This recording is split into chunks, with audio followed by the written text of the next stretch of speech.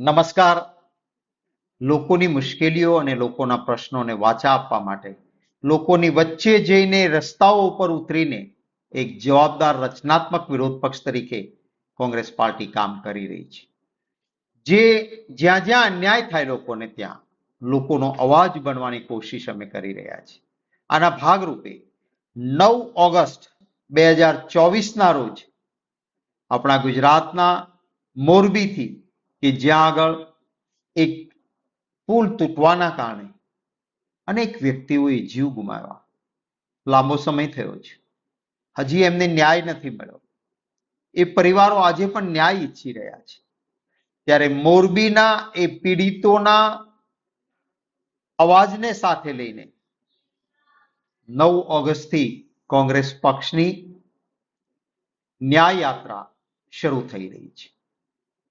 રાજકોટમાં TRP game ઝોનમાં નાના નાના ભૂલકાઓ સહિત અનેક લોકોએ જીવ ગુમાવ્યા.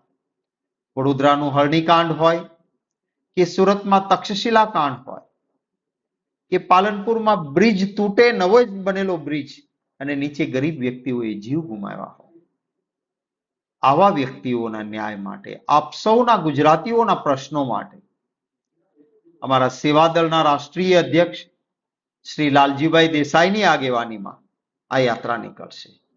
અમારા કાર્યકારી અધ્યક્ષ અને જાગૃત વ્યક્તિ નેતા ભાઈ જિગ્નેશભાઈ મેવાણી, ભાઈ પાલભાઈ આંબલિયા અને અનેક અમારા આગેવાનો અને મિત્રો આ યાત્રામાં જોડાવાના છે. 15 દિવસ સુધી સતત પગપાળા ચાલીને અમારા એ કોંગ્રેસના સાથીઓ, કોંગ્રેસ પરિવારના સભ્યશ્રીઓ લોક પ્રશ્નો માટે જે સાધના કરવા નીકળવાના છે, એ સૌનો હૃદયપૂર્વક આભાર માનું છું.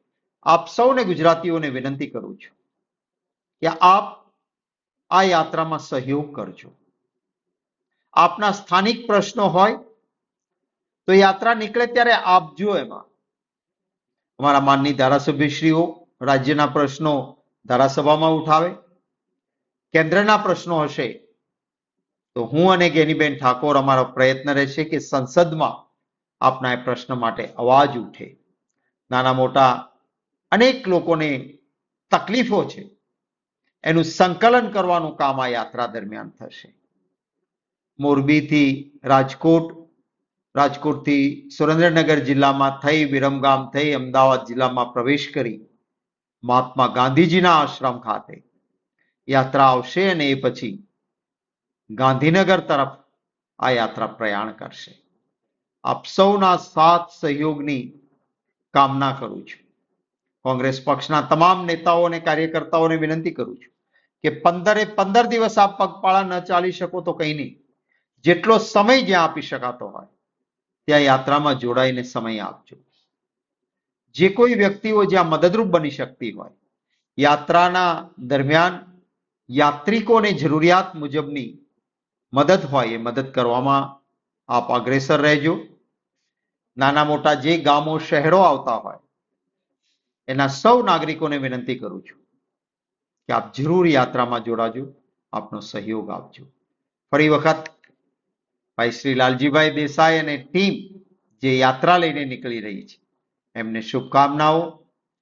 તમામ યાત્રિકો જે 15 દિવસ સુધી એક સાધના કરવાના છે, પગપાળા ચાલવાના છે, એમને પણ શુભકામનાઓ.